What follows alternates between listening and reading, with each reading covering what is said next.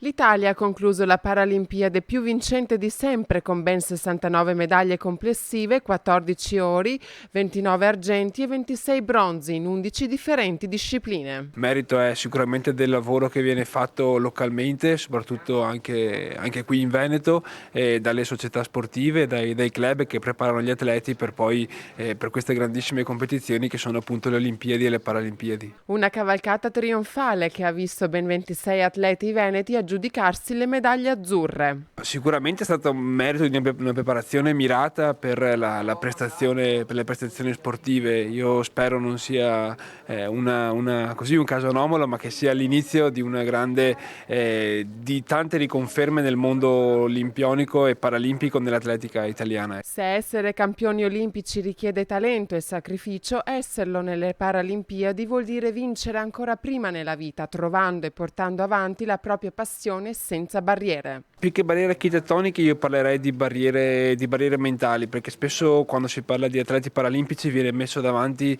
la storia, la disabilità, quello che ha portato ad avere una menomazione fisica, cognitiva dell'atleta. Invece bisogna soffermarsi di più proprio sulla performance atletica della persona, dell'atleta in questo caso, che comunque lavora come un qualsiasi altro atleta